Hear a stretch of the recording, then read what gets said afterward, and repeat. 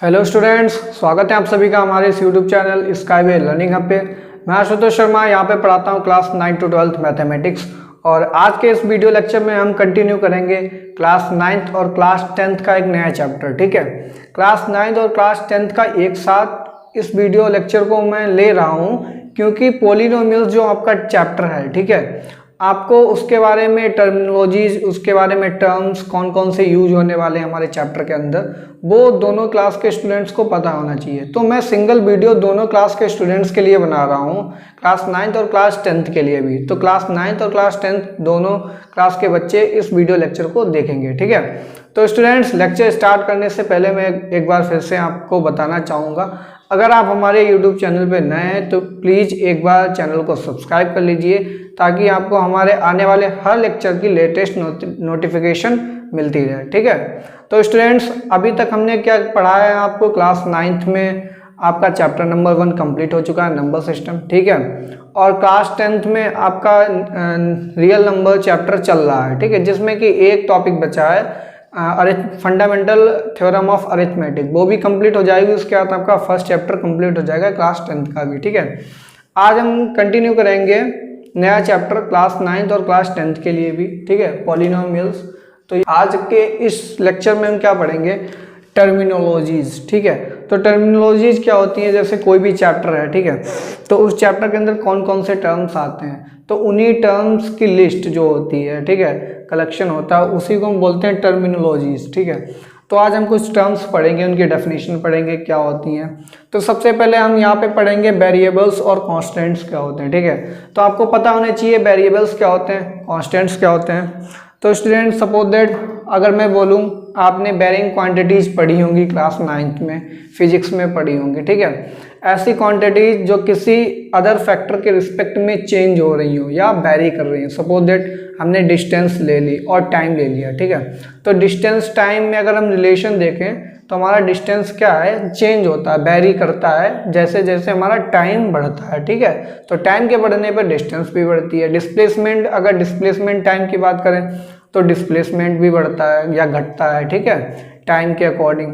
वहीं पे फोर्स हो गया, प्रेशर हो गया, ये सारे के सारे क्या है, टाइम के अकॉर्डिंग चेंज होते हैं। अगर हम टाइम फैक्टर ना लें, अगर कोई अदर फैक्टर ले लें, फिजिकल फैक्टर ले लें, ठीक है, या कोई अदर स्पेसिफिक फैक्टर ले लें, तो उसके रिस्पेक्ट में भी अगर कोई भी क्वांटिटी चेंज हो रही है, वेरी कर रही है, मीन्स उसके चेंज होने पर हमारी जो क्वांटिटी वो भी चेंज हो रही है, तो ऐसी हर क्वांटिटी को हम क्या बोलते हैं, बेरिंग क्वांटिटीज बोलते हैं। और इन्हीं बेरिंग क्वांटिटीज को हम सम लेटर्स से डिनोट करते हैं, हमारे alphabetical letters X Y Z, और इन्हीं लेटर्स को हम क्या बोलते हैं, वेरिएबल्स। तो वेरिएबल्स क्या हैं, वेरिएबल्स कुछ नहीं है, जो हमारी बेरिंग क्वांटिटीज को हम जिन लेटर्स से शो करते हैं उन्हीं लेटर्स को हम वेरिएबल्स बोलते हैं। तो अगर हम बात करें वेरिएबल्स, तो वेरिएबल्स डायरेक्टली हमारे बेरिंग क्वांटिटीज को ही रिप्रेजेंट करते हैं। अब बात करते हैं कांस्टेंट्स क्या होते हैं। तो कांस्टेंट्स क्या होते हैं, फिक्स्ड क्वांटिटीज भी आपने पढ़ी होंगी, ऐसी क्वांटिटीज जो चेंज नहीं हो रही हैं, ठीक है, किसी भी फैक्टर के रिस्पेक्ट में। सपोज दैट हमने ले लिया आपका मास हो गया, मास नहीं चेंज हो रहा, टाइम कितना भी बढ़े, ठीक है, वेट हो गया, ठीक है, मास हो गया, वेट हो गया, और भी फिजिक्स में आपने बहुत सारे एग्जांपल्स पढ़े होंगे। ठीक है, तो ऐसे क्वांटिटी जो हमारे एक फैक्टर के रिस्पेक्ट में चेंज नहीं हो रही हैं या वेरी नहीं कर रही हैं, जो हमेशा फिक्स्ड हैं, उनकी एक फिक्स्ड वैल्यू है, ठीक है, कांस्टेंट है, तो उन्हीं क्वांटिटीज को हम क्या बोलते हैं, कांस्टेंट क्वांटिटीज या फिक्स्ड क्वांटिटीज बोलते हैं।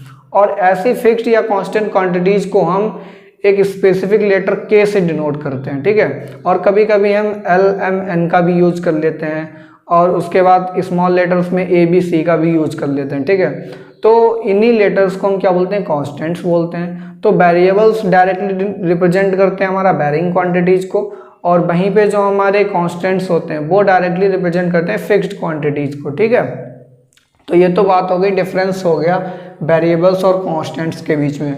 डेफिनेशन देखिए यहाँ पे बोर्ड पे क्या लिखी है, ऑल द बेरिंग क्वांटिटीज।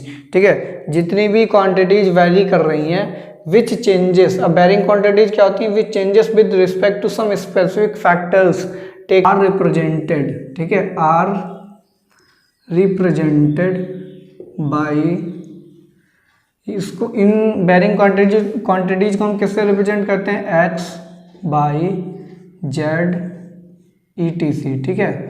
तो इन्हीं लेटर्स को हम क्या बोलते हैं, वेरिएबल्स, जो हमारे ये हैं XYZ, इन्हीं XYZ लेटर्स को हम वेरिएबल्स बोलते हैं। क्या बोलते हैं, वेरिएबल्स, ठीक है। XYZ के अलावा और कोई भी वेरिएबल हो सकता है, बट जनरली हम XYZ से ही रिप्रेजेंट करते हैं। उसके बाद हम बात करेंगे कांस्टेंट की definition, the fixed quantities which do not vary, ठीक है, which do not vary are represented. इसके बाद हम क्या लिखेंगे, आर रिप्रेजेंटेड, ठीक है। इनको किससे रिप्रेजेंट किया जाता है, are represented by, suppose that हमारा K हो गया, ठीक है, L हो गया, M हो गया, N हो गया, ठीक है, स्मॉल लेटर A हो गया, B हो गया, C हो गया, ETC, ठीक है, और भी हो सकते हैं। तो इन्हीं लेटर्स को हम बोलते हैं कॉन्स्टेंट्स। क्या बोलते हैं, कॉन्स्टेंट्स, ठीक है, कॉन्स्टेंट्स। तो ये सबसे पहला डिफरेंस था वेरिएबल्स और कॉन्स्टेंट्स के बीच में, ठीक है। उसके बाद अब हम बढ़ेंगे एक और बहुत ही बड़ा मिसकंसेप्शन जो आप सभी के मन में बैठा होता है, दिमाग में बैठा होता है कि भाई एक्सप्रेशन और इक्वेशन में क्या अंतर होता है। कभी कभी लोग तो इक्वेशन को ही एक्सप्रेशन कह देते हैं और एक्सप्रेशन को इक्वेशन कह देते हैं, बट ऐसा नहीं है। इसमें बहुत बड़ा एक डिफरेंस होता है, ठीक है। बहुत बड़ा तो नहीं कह सकते हैं, बट इतना छोटा होता है कि वो बहुत बड़ा डाउट क्रिएट कर देता है माइंड में, ठीक है। तो उसको जानना भी जरूरी है। तो एक्सप्रेशन क्या होता है, सबसे पहले मैं उसकी बात करूंगा। एक्सप्रेशन, सपोज दैट आपने क्या जान लिए, वेरिएबल्स जान लिए, कांस्टेंट जान लिए। अब हम क्या करेंगे, इन वेरिएबल्स और कांस्टेंट्स के ऊपर कुछ ऑपरेशंस अप्लाई करेंगे, ठीक है। ऑपरेशंस कैसे अप्लाई करेंगे, कुछ इनको हम टर्म्स के रिस्पेक्ट में लिखेंगे। सपोज दैट हमने लिख दिया 8x², हमने लिख दिया 8x², ठीक है। तो 8 हमारा क्या है, कांस्टेंट है, फिक्स्ड वैल्यू है। x² हमारा क्या है, वेरिएबल है, ठीक है। x हमारा क्या है यहाँ पे, वेरिएबल। तो हमने कांस्टेंट वेरिएबल का कॉम्बिनेशन लिखा, ये हमारी एक टर्म हो गई। फिर हमने क्या लिखा, हमने भाई 3x लिख लिया, ये हमारी सेकंड टर्म हो गई, ठीक है, 3x लिख लिया। फिर उसके बाद हमने क्या लिख लिया, 2 लिख लिया, ठीक है, 2 लिख लिया, सपोज दैट सिंपली। तो भाई हमने क्या बोल दिया, ये हमने टर्म्स लिख ली है, 1 2 3। कितनी टर्म्स हैं यहाँ पे, 3 टर्म्स हैं। 3 टर्म्स में क्या है, ये कॉम्बिनेशन है, किसका कॉम्बिनेशन है, constant and variable. Constant and variable का कॉम्बिनेशन तो हो गया। इसमें एक और चीज होती है, ऑपरेशन। सपोज दैट हमने यहाँ पे प्लस ऑपरेशन, एडिशन ऑपरेशन लगाया, यहाँ पे हमने माइनस सब्ट्रैक्शन ऑपरेशन लगाया। तो इस फॉर्म को हम बोलते हैं एक्सप्रेशन। क्या बोलते हैं, एक्सप्रेशन। तो एक्सप्रेशन कुछ नहीं होता, एक्सप्रेशन क्या होता है, it is the representation of combination of constants and variables involving some specific operations, ठीक है, मैथमेटिकल ऑपरेशंस। तो यहाँ पे 8x² प्लस 3x माइनस 2, इसके बाद कुछ भी नहीं लिखा, बस इतनी ही फॉर्म को हम बोलते हैं एक्सप्रेशन। क्या बोलते हैं, एक्सप्रेशन, ठीक है। अलजेब्रिक एक्सप्रेशन भी बोल सकते हो उसको। उसके बाद हम बात करेंगे इक्वेशन क्या होती है। तो इक्वेशन की डेफिनेशन क्या होती है, एनी एक्सप्रेशन, एनी, या वो लिख लीजिए एनी इक्वेटेड एक्सप्रेशन, सिंपली लिख लीजिए any equated expression, any equated expression. तो भाई जब भी हम इस एक्सप्रेशन को सॉल्व करेंगे तो हम किसी के इक्वल रखते हैं इसको। तो हम जनरली क्या कर लेते हैं, इसको सॉल्व करने के लिए हम क्या करते हैं, 8x² plus 3x minus 2 is equal to 0 लिख लिया। तो जैसे ही इज इक्वल टू का साइन लग जाता है और उसके बाद कुछ वैल्यू लिख देते हैं हम, तो वही एक्सप्रेशन हमारी चेंज हो जाती है इक्वेशन में। किसमें चेंज हो जाती है, इक्वेशन में। तो ये डिफरेंस होता है हमारा भाई एक्सप्रेशन और इक्वेशन के बीच में।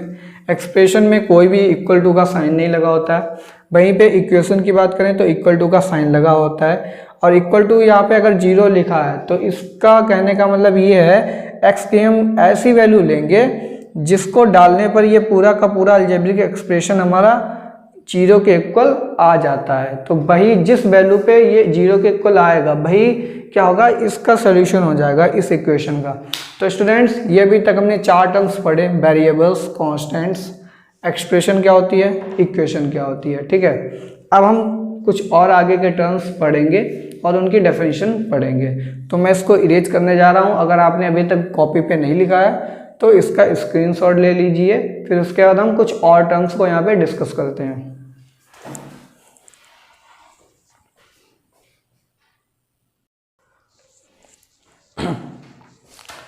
चलिए स्टूडेंट्स बढ़ते हैं, एक और नए टर्म के ऊपर डिस्कस करते हैं। एक यहाँ पे होता है टर्म्स एंड कॉफिशिएंट्स, ठीक है। तो टर्म्स क्या होते हैं पॉलिनोमियल्स में और कॉफिशिएंट्स क्या होते हैं ये भी आपको पता होना चाहिए। टर्म्स क्या होते हैं ये तो हम आपको बता ही चुके हैं। सपोज दैट हमने लिख दिया 2x लिख दिया, ठीक है, 2x लिख दिया, फिर हमने लिख दिया 3x² लिख दिया, ठीक है, या फिर हमने लिख दिया 8x लिख दिया, ठीक है, 8x लिख दिया। तो ये सारे के सारे क्या हैं, ये हमारे टर्म्स हैं। क्या हैं, ये हमारे टर्म्स हैं, ठीक है। ये 1 2 3 यहाँ पे 3 टर्म्स हमने लिख दिए। वहीं पे बात करो अगर हम इन पे ऑपरेशन भी अप्लाई करते हैं, सपोज दैट हमने माइनस लिख दिया यहाँ पे प्लस लिख दिया, ठीक है। तो ये हमारी क्या बन गई, एक अलजेब्रिक एक्सप्रेशन बन गई।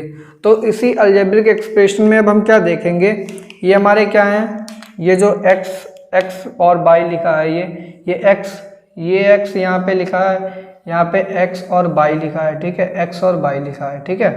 तो ये सारे के सारे क्या हैं हमारे, ये हमारे वेरिएबल्स हैं। क्या हैं, वेरिएबल्स। ये सारे हमारे वेरिएबल्स हैं, ये भी वेरिएबल है, ठीक है, ये भी वेरिएबल्स हैं। वहीं पे बात करूं कॉन्स्टेंट्स, वो कॉफिशिएंट्स क्या होते हैं, तो कॉफिशिएंट्स क्या होते हैं, जो वेरिएबल्स से हमारे अटैच्ड होते हैं, ठीक है। तो जो भी कांस्टेंट क्वांटिटीज, जो भी कांस्टेंट्स हमारे किसी भी वेरिएबल से अटैच्ड हैं, उन्हीं कांस्टेंट को हम कॉफिशिएंट ऑफ दैट वेरिएबल बोलते हैं। सपोज दैट हमारे पास ये अगर लिखा है 3x², ठीक है, तो यहाँ पे 3 क्या है, ये कांस्टेंट है, अटैच्ड है किसमें, x² में। तो इसको हम क्या रीड करेंगे, 3 इज कॉफिशिएंट। 3 हमारा क्या है, एक कॉफिशिएंट है, किसका है, कॉफिशिएंट ऑफ x², ठीक है, कॉफिशिएंट ऑफ x²। वहीं पे यहाँ पे क्या लिखा है, 2x लिखा है, तो भाई 2 क्या हो जाएगा, 2 इज कॉफिशिएंट ऑफ x के साथ अटैच्ड है, तो किसका कॉफिशिएंट हो जाएगा, x का हो जाएगा।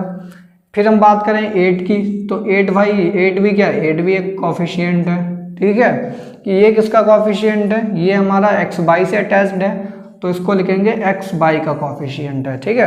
तो किसी भी अलजेब्रिक एक्सप्रेशन या किसी भी अलजेब्रिक इक्वेशन में जो वेरिएबल्स के साथ कांस्टेंट्स अटैच्ड होते हैं, उन्हीं कांस्टेंट्स को हम क्या बोलते हैं, क्या बोलते हैं, कॉफिशिएंट्स, ठीक है। तो ये टर्म्स हो गया, ये कॉफिशिएंट्स हो गए, ठीक है। हर टर्म में अलग अलग कॉफिशिएंट होगा, जैसा कि यहाँ पे हमने इस एग्जांपल के द्वारा देखा। अब हम बात करते हैं पॉलिनोमियल्स की मीनिंग क्या होती है, डेफिनेशन क्या होती है। तो सबसे पहले तो हम यहाँ पे बाय नेम इसको जानने की कोशिश करेंगे। तो पॉलिनोमियल 2 पार्ट्स में डिवाइडेड है। पहला है पॉली प्लस, फिर ये हमारा नोमियल्स, क्या है, नोमियल, ठीक है। तो पॉली और नोमियल, अब दोनों की मीनिंग क्या होती है इसके बारे में बात करें तो पॉली क्या होती है, सपोज दैट आपने मोनो पढ़ा, बाइनोमियल पढ़ा, ट्राइनो पढ़ा, ठीक है।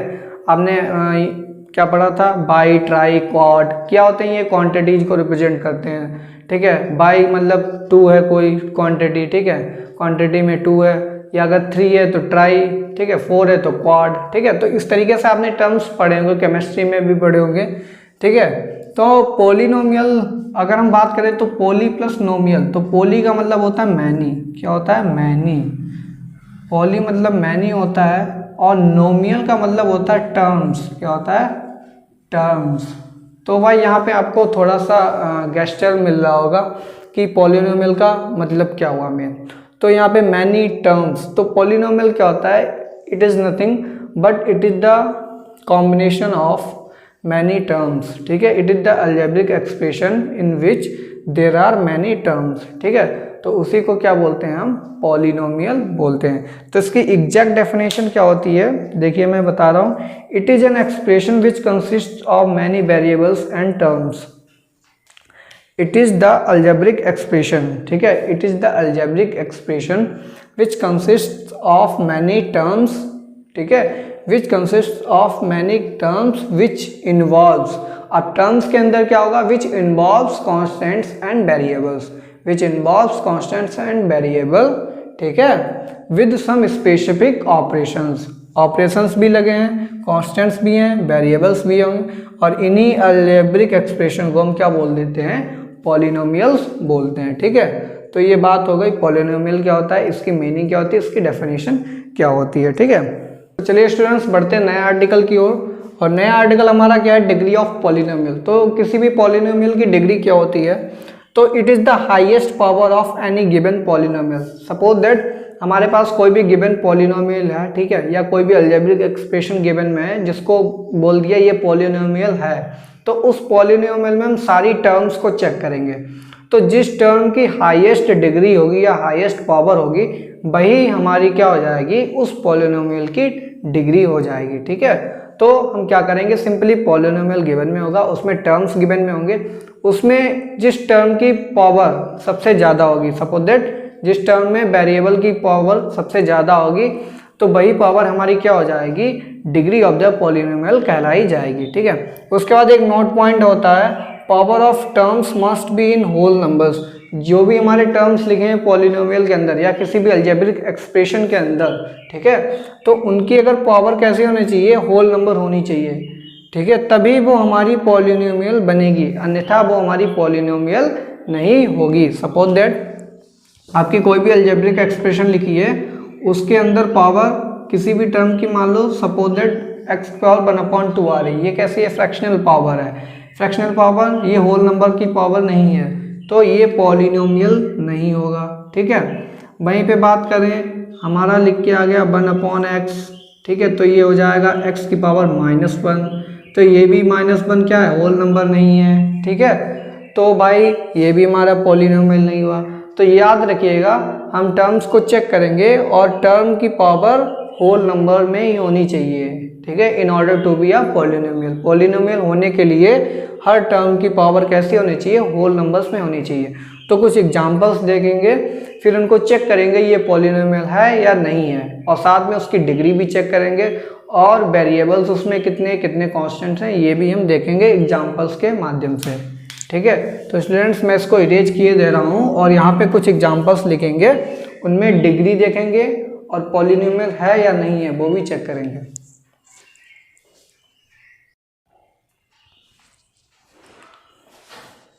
तो चलिए स्टूडेंट्स, कुछ एग्जांपल्स हमने लिखे हैं, इनको चेक करेंगे पॉलिनोमियल है या नहीं है।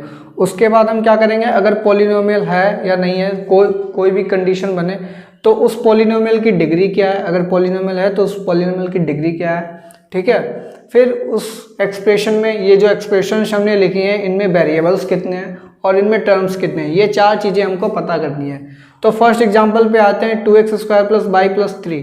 ठीक है, तो यहाँ पे 2x² में देखिए पावर यहाँ पे 2 है, ठीक है, और 2 कैसी पावर है, होल नंबर है। यहाँ पे y की पावर 1 है, ठीक है, यहाँ पे 3 कांस्टेंट में भी पावर कैसी 1 है।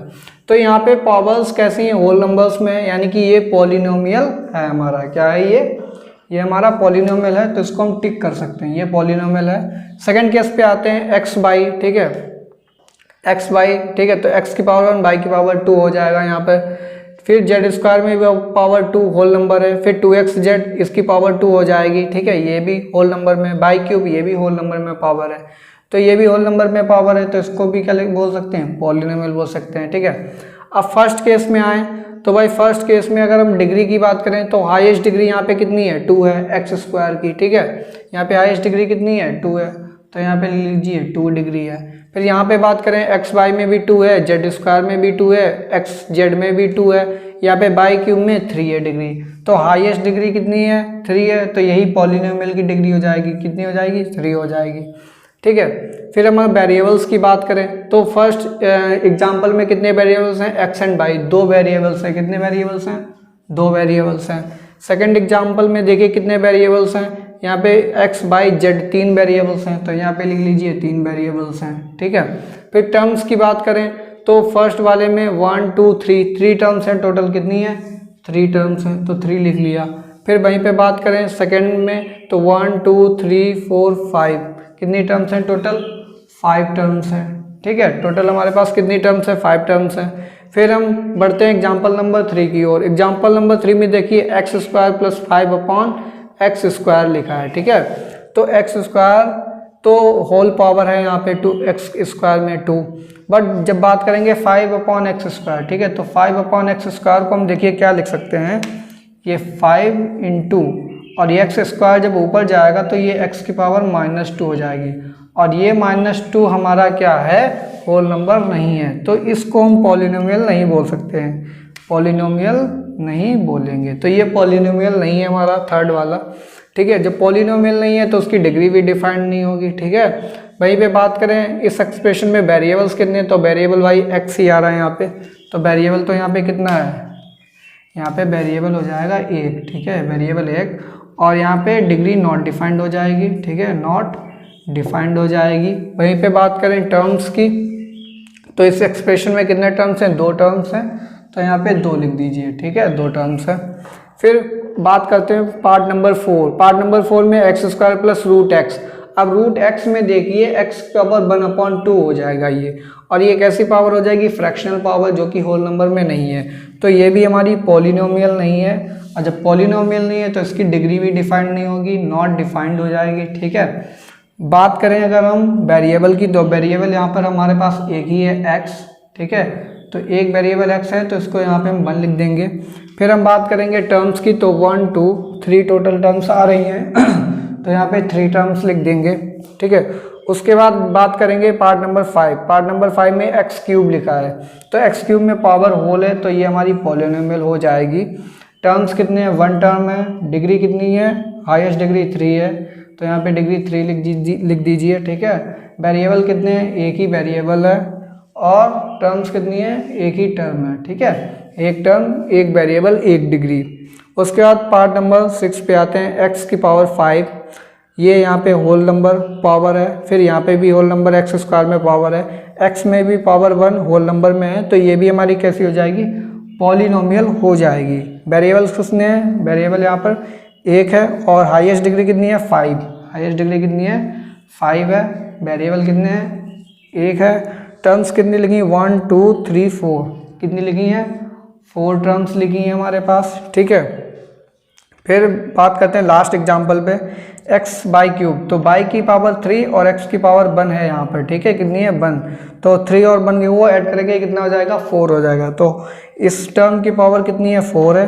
फिर सेकेंड टर्म y³ यहाँ पे पावर 3 है, फिर थर्ड टर्म में 2x² और y³, तो यहाँ पे x² और y³ टोटल पावर कितनी हो जाएगी, 3 हो जाएगी, ठीक है। तो यहाँ पे भी 3 यहाँ पे भी ये पावर, यहाँ पे कितनी है, 4, तो हाईएस्ट डिग्री कितनी हो जाए, 4, तो यही हमारी क्या हो जाएगी, डिग्री ऑफ दी पॉलिनोमियल हो जाएगी। तो ये पॉलिनोमियल है, डिग्री कितनी है, 4 है, वेरिएबल्स कितने हैं, 2 हैं, ठीक है, 2 वेरिएबल्स हैं, और साथ में टर्म्स कितनी है, 1 2 3 4, ठीक है, 4 टर्म्स लिखी हैं, तो ये हमारी क्या हो गई, 4 टर्म्स लिखी हैं।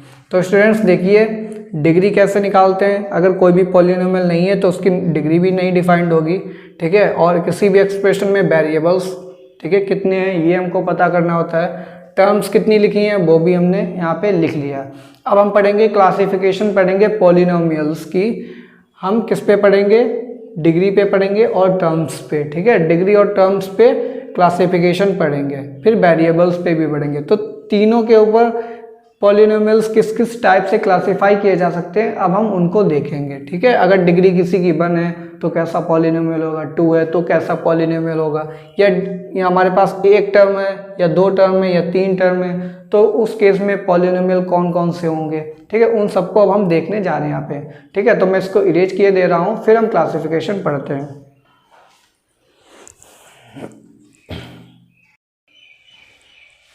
क्लासिफिकेशन पढ़ते हैं। क्लासिफिकेशन हम यहाँ पे किसके बेसिस पे पढ़ेंगे, टर्म्स की बेसिस पे पढ़ेंगे, वेरिएबल्स की बेसिस पे और डिग्री की बेसिस पे यहाँ पे पढ़ेंगे, ठीक है। तो टर्म्स की बात करें अगर हम, तो हमारे पास अगर 1 टर्म है, ठीक है, सिंगल टर्म है, तो उसको हम बोलेंगे मोनोमियल। क्या बोलते हैं, मोनोमियल, ठीक है, ये मोनोमियल हो जाता है जिसमें एक ही टर्म होती है, ठीक है। 2 टर्म है अगर हमारे पास तो उसको हम बाइनोमियल बोलते हैं। क्या बोलते हैं, बाइनोमियल, तो बाइनोमियल बोलते हैं, ठीक है। अगर 3 टर्म है किसी भी अलजेब्रिक एक्सप्रेशन में तो उसको ट्राइनोमियल बोलते हैं। क्या बोलते हैं, ट्राइनोमियल, ठीक है। तो इसी तरीके से हम और भी 4 टर्म्स 5 टर्म्स को डिफाइन कर सकते हैं। बेसिकली ये 3 ही जनरली मोनोमियल, बाइनोमियल, ट्राइनोमियल आते हैं, ठीक है। उसके बाद बात करेंगे डिग्री की। तो डिग्री अगर किसी की 0 है, ठीक है, किसी भी एक्सप्रेशन में एक्सप्रेशन की डिग्री कितनी है, 0 है, तो उसको बोलते हैं कांस्टेंट पॉलिनोमियल। क्या बोलते हैं, कांस्टेंट पॉलिनोमियल, ठीक है। ये कांस्टेंट पॉलिनोमियल होता है हमारा, डिग्री 0 होती है। कांस्टेंट पॉलिनोमियल है, अगर डिग्री 1 है हमारे पास तो उसको बोलेंगे हम, क्या बोलेंगे, लीनियर। क्या बोलेंगे, लीनियर बोलेंगे, ठीक है, लीनियर पॉलिनोमियल। डिग्री अगर 2 है तो उसको क्वाड्रेटिक पॉलिनोमियल बोलते हैं। क्या बोलते हैं, क्वाड्रेटिक, ठीक है, क्वाड्रेटिक हो जाती है, क्वाड्रेटिक पॉलिनोमियल। डिग्री 3 है अगर तो उसको बाई क्वाड्रेटिक बोलते हैं। क्या बोलते हैं, बाई क्वाड्रेटिक, ठीक है, by quadratic, by quadratic polynomial. इसी तरीके से और सारे भी होते हैं, ठीक है, generally constant, linear, quadratic, by quadratic polynomial, ठीक है।